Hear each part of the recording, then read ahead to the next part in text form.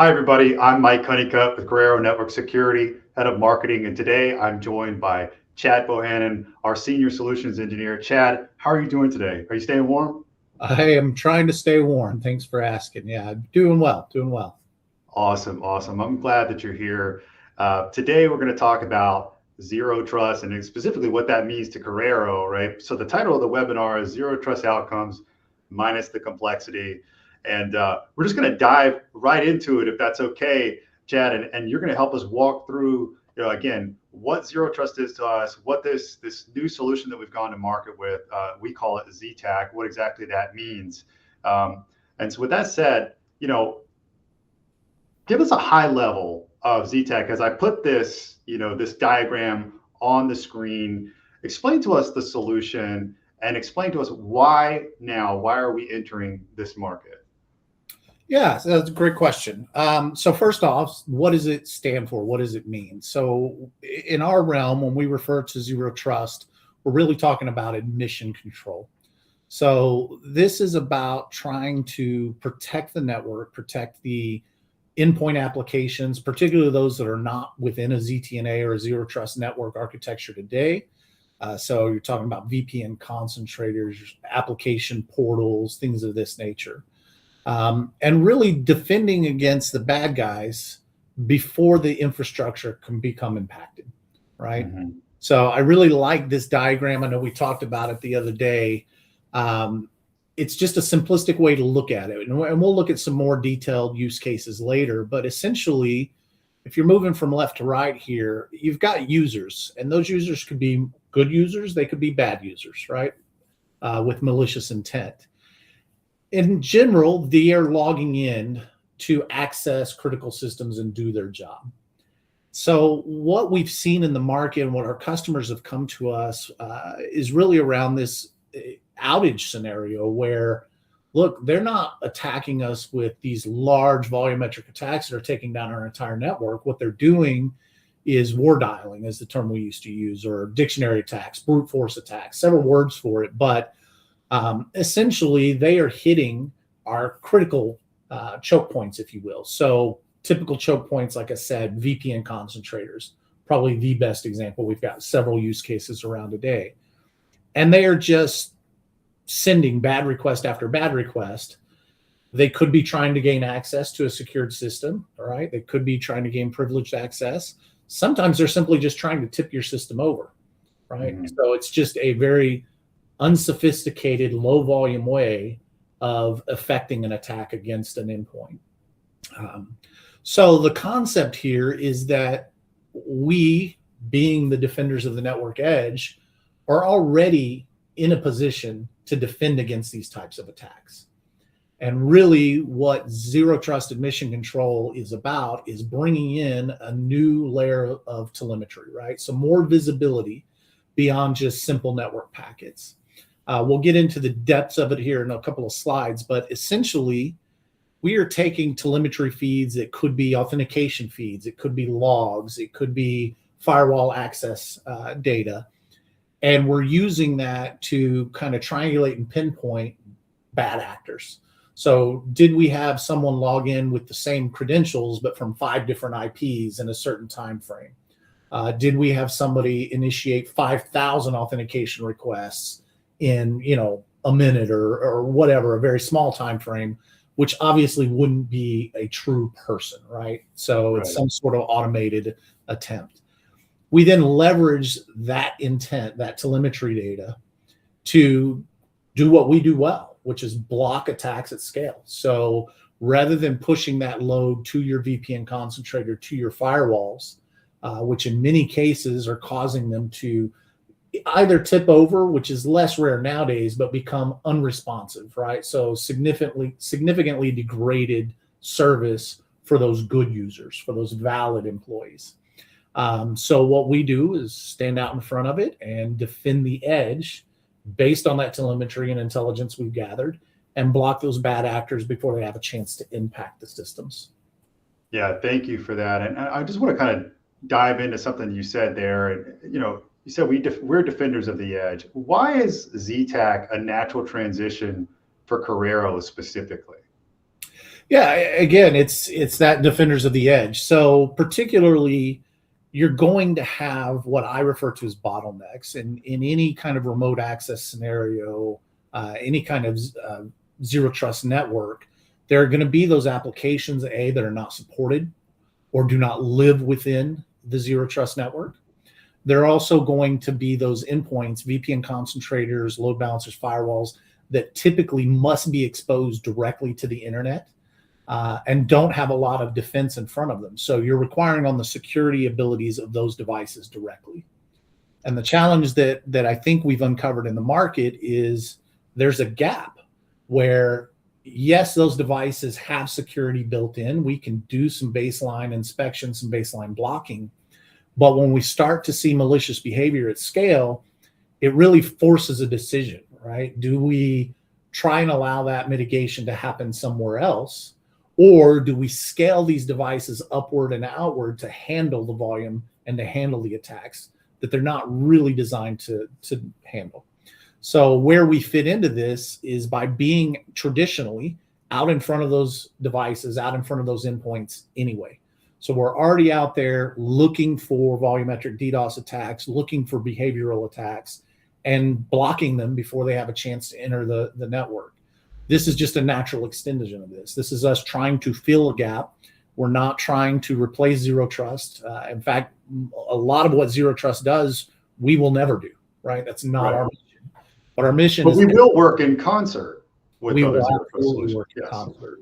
So yeah, one of my favorite employees here said it very well. We're additive, right? So the goal is to work very much in concert with them and cover the gaps that are not already covered. Protect the infrastructure that is really supposed to be enabling the zero trust network. Yeah, that's really well said. And before we dive in, you alluded to earlier, we're going to talk about a specific customer use case. But let's talk about the pain points associated with like credential abuse and being locked out. You know, we can think about specific industries, healthcare specifically, that could be affected by this, but just remote workers trying to log in, right? I mean, what are the repercussions of not having something like this in place? You know, I think it's important that, you know, it's cool. We've got this capability. We've got this solution that sounds great. You've walked through how it works from a high level, but let's dive into what this means to a business. Why would a business feel compelled to have a solution like this in place?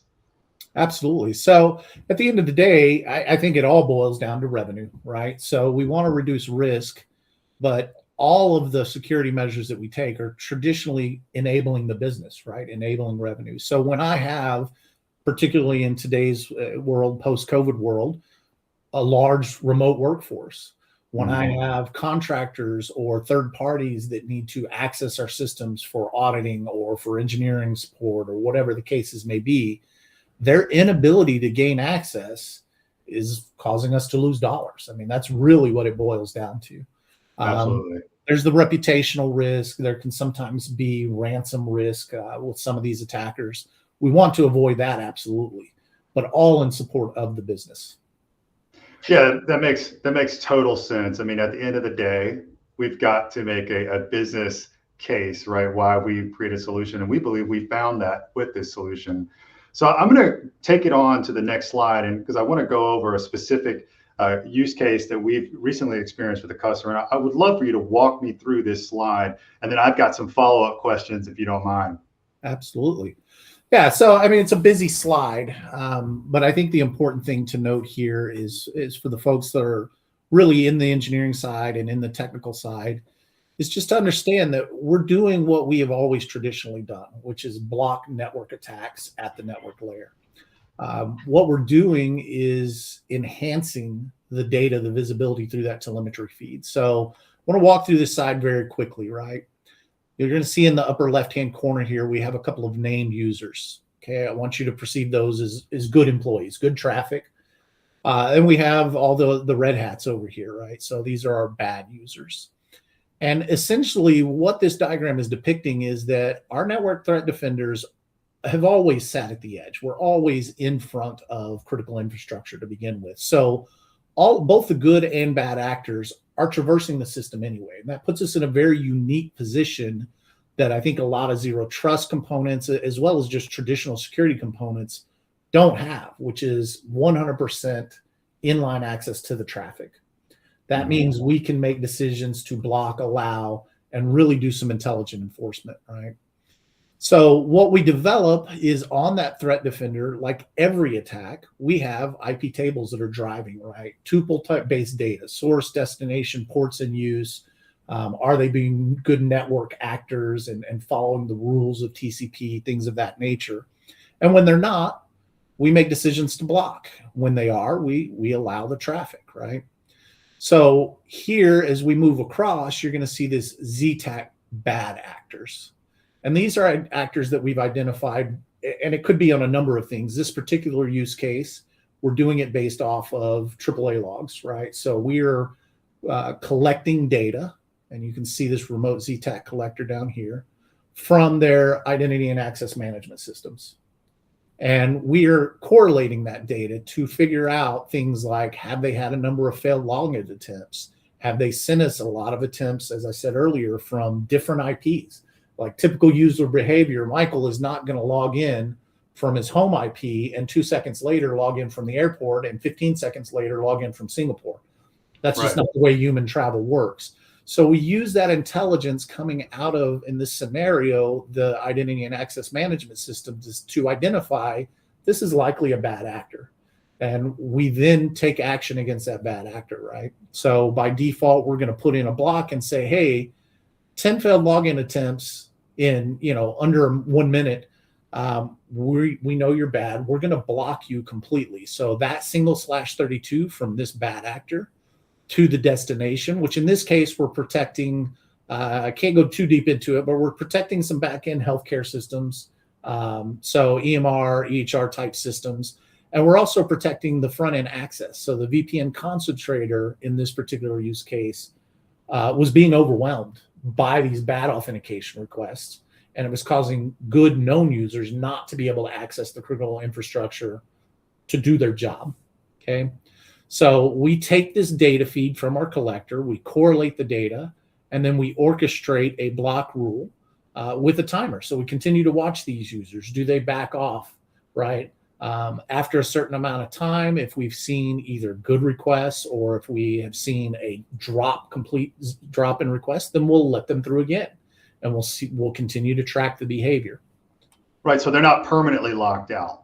Absolutely not. Yeah, you can't do that. In the world of authentication, as much as we'd like to say we can somewhat predict what user behavior is, there's always going to be those oddities. So absolutely, there are some built-in, very tunable timers. We have our defaults. We've done a lot of research, and we have set defaults based on what we believe is going to be a best practice or least false positive scenario. But those are tunable, and we can work with each customer, each use case to figure out what fits their model. But at the end of the day, we really don't want to block them for super long periods of time. We want to block them long enough to alleviate the impact on the network, to give them a chance to reset. Maybe it's a bad client that's misbehaving, right? Trying to auto log in.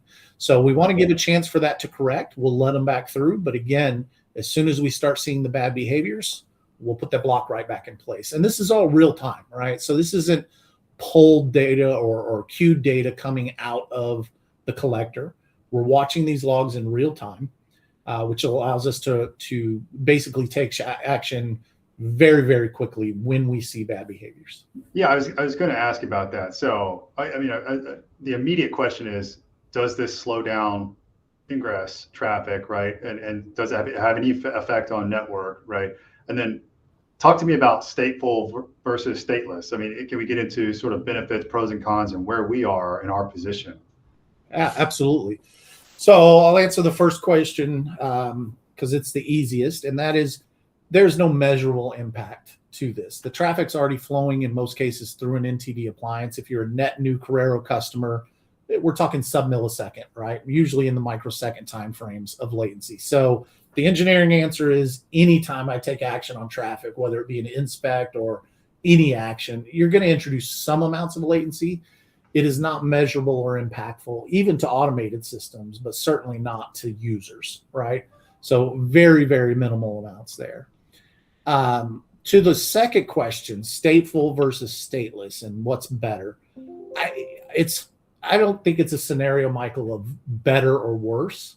I think it's a scenario of what is the appropriate action and what are the costs of those actions. So one of the disadvantages to a typical, in this case, VPN concentrator out here, is that when you are a stateful inspection engine, you have to maintain those state tables.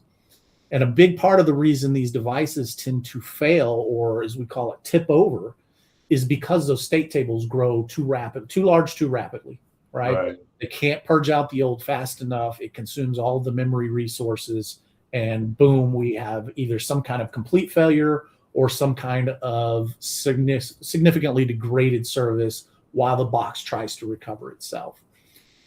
So part of the advantage to our solution has always been we're stateless.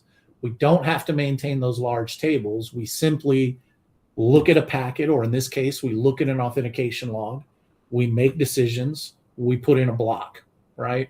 We don't have to keep track of what the endpoints it's communicating with, how many, TCP ACKs and all of the back and forth communications that have occurred. We simply say, we've identified bad behavior, threat behavior, we block it, and we set a back off timer where we'll reevaluate. That allows us to be very efficient, and it's a big part of how we're able to block really, really large volumes of traffic at scale without impacting the network and without ourselves taking any of these degraded service outages. Yeah, thank you for going into such detail there. The next question I want to ask is, the proactive nature of the solution. So proactive nature of ZTAC, and you kind of shaded around this, but I'd love for you to go into more detail. Moving away from reactive behavior, right? Can you tell me about the positives? The obvious positives of moving to a proactive nature and why ZTAC sits in that proactive approach. Yeah, absolutely. At the end of the day, there are other security layers in place, right? We always talk about security in depth and in layers. So ultimately, what's going to happen without something like ZTAC sitting in line is you would eventually trigger account lockouts, right? Somebody's tried to log in with a bad password 20 times in a row. Odds are most organizations nowadays are going to have an account lockout. That's very reactive in nature, and it generally requires some sort of user intervention, whether that be through support, help desk, etc.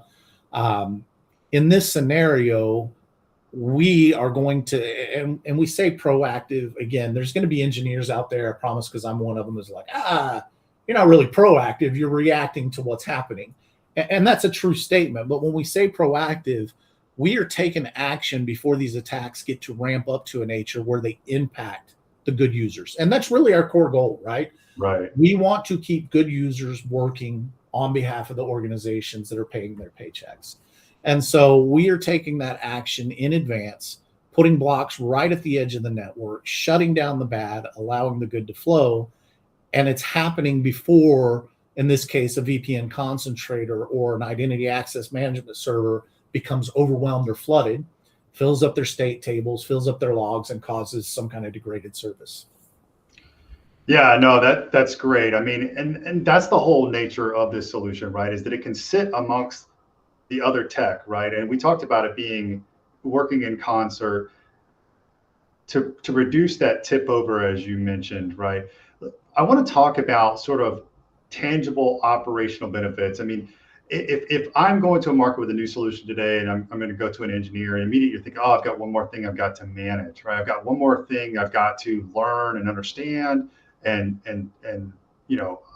tool, right, to meet the criteria of my specific business needs. Talk to me about that and how we approach in a consultative way. How do we deliver this solution and help a business actually, I guess, kind of go to market with them to enable the protection without adding complexity to it? Absolutely. I think first and foremost, for those that are already Corero customers, it's the same level of automation you're used to, right? So this is not hey, we've seen an alert, come push a button for us to take action on your behalf.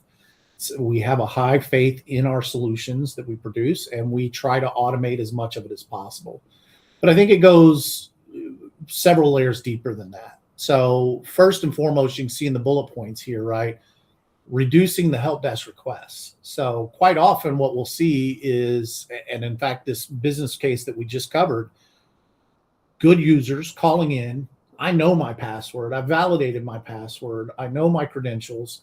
I'm still not able to log in. The system is not responding, or it's denying me access. So it's not just about users who get locked in calling the help desk. It's users who are perfectly healthy, but because of the impact of these war dialing type attacks, they can't get a connection, right? Likewise, we've seen in several of the scenarios and several of the customers we're working with where good users who are already authenticated, everything's working, get booted out of the system. As resources become taxed, the system starts trying to recover so that it doesn't crash, and it starts cutting off good connections to maintain its own health. And then when they try to reconnect, they're unable to. So that's a big part of it. I think there's the next layer where, okay, you have a solution. How complicated is it to manage, right? So we've talked about it being highly automated, but there's always some kind of administrative cost to any security solution. Yep. Once again, in traditional, typical Corero fashion, we've considered that. So this is agentless. This is all based on integrations within your existing security footprint, right? So you talked about those ecosystem integrations, how we can complement each other. And that's what we've looked to do here. We're not deploying agents out to 10,000 laptops across an organization.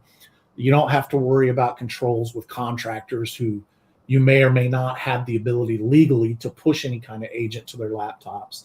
So this is really closing that gap on the zero trust side where you cannot affect the endpoint. And I think that's a big piece of it, keeping administrative overhead low, keeping contractual and legal obligations within boundaries, if you will, and honoring those boundaries. And then I think there's the third layer that probably, will identify more with the infrastructure and engineering teams, which is the cost of our decisions. So quite often we have scenarios where the tool in place has some functionality to deal with this. So we talked earlier about the VPN concentrator.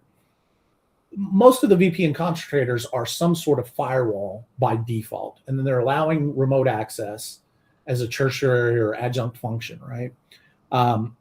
The challenge is you start to implement controls that look at bad login requests and do lockout periods, etc. All of these have to be maintained. There has to be some memory mechanism for the firewall or the VPN concentrator to know when did I take action, when should I release that action, etc. So that's some of the state table type information. What can often happen is that our decisions around what features to enable that we're trying to protect ourselves lead to us having to buy bigger infrastructure.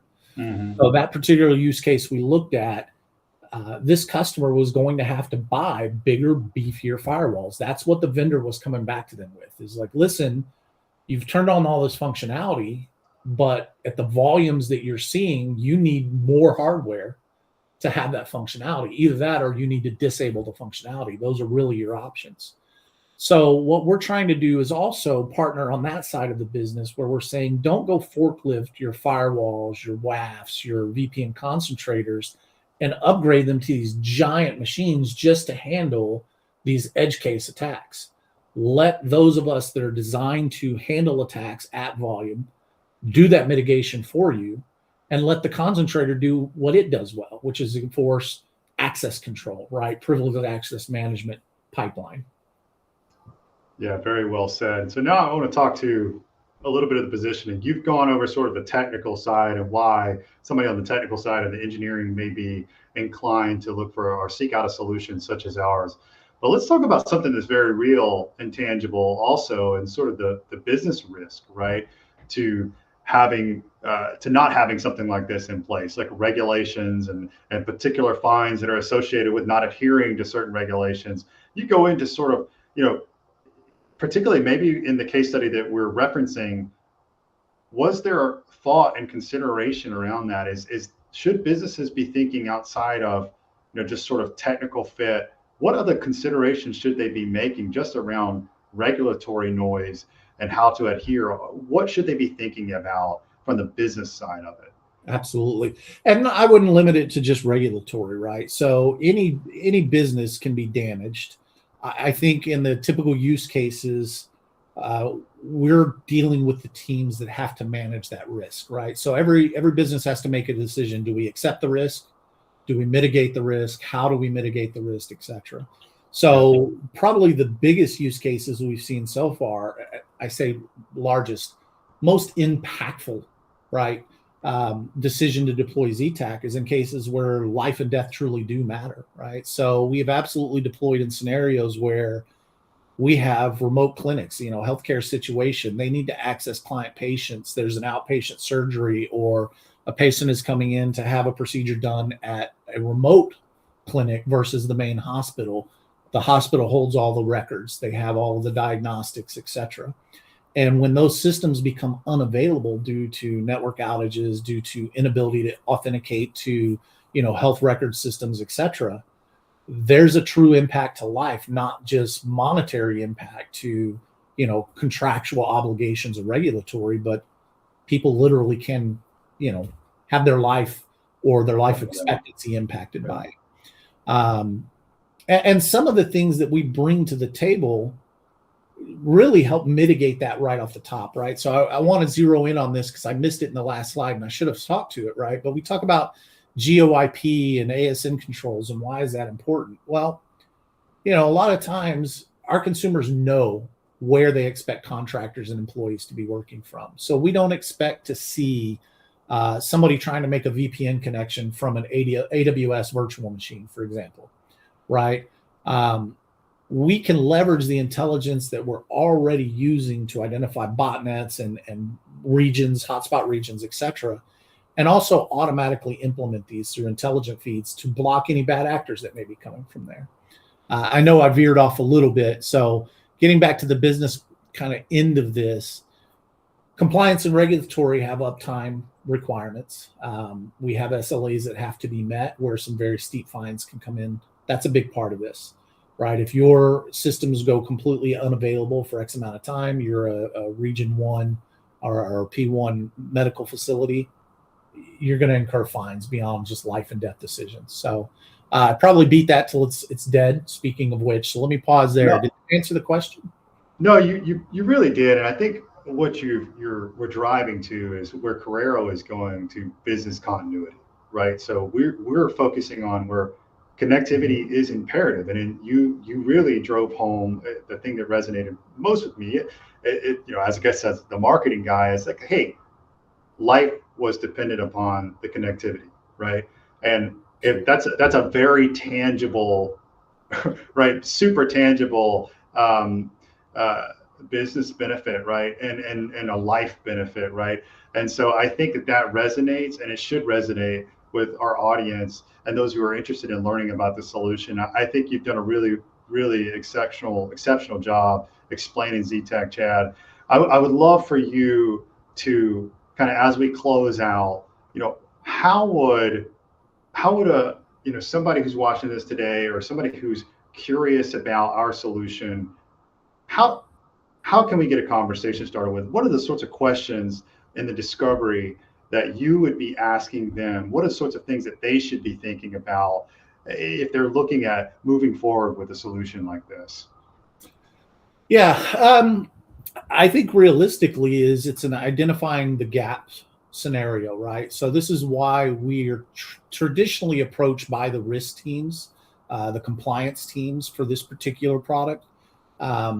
There is generally going to be a gap in your infrastructure, and your engineering teams are generally aware of it. They've bubbled it up. Risk teams tend to know. But anywhere where you've got critical processes, right? You have a procurement system that you need to dial into a remote location, and you need to have real-time kind of order fulfillment to keep your manufacturing lines going. That's another use case we've seen.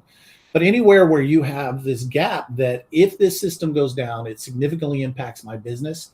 And today I do not have a solve for it. We're not limited to integrating with, I think the use case we used today was identity and access management systems. That's just one layer of telemetry, right? Really, the ZTAC solution was developed to ingest just about any type of telemetry. So if you have an end-on system on the manufacturing floor that can tell us when it's unable to communicate an order or to place a supplies backfill, that can be telemetry that we can use to investigate and make decisions around what's going on in the network. I could probably speak for hours about the various options, but I would say, directly answer your question, if you have gaps that can be business impactful and you don't have coverage for it, talk to us. That's really the end all be all. We are the defenders of the edge. This is what we do well. If network congestion, war dialing, any of these types of attacks are impacting you, you probably should have a conversation with us. Yeah, it's very well said. I mean, we always take a consultative approach in all of these sorts of discovery calls. And I think we would encourage anybody who reaches out to us to bring your questions, right? Because you have knowledgeable people such as Chad who are willing to dive in and understand your specific pain points and see how we can address those. That said, if you've watched this webinar today and you're interested in learning more about ZTAC or more about any of our other solutions that we've gone to market with, specifically recently, we've done a whole lot, Chad, and you've been a part of all of it. We encourage every single one of you to reach out to us directly. You can go to our website, click on the Speak with a Specialist button, and we would be happy to sit down and talk and understand your specific needs and how we can reduce the pain points that you're dealing with today, and how we can give you the peace of mind and ultimately the business continuity that I think every single one of us is looking for and absolutely needs.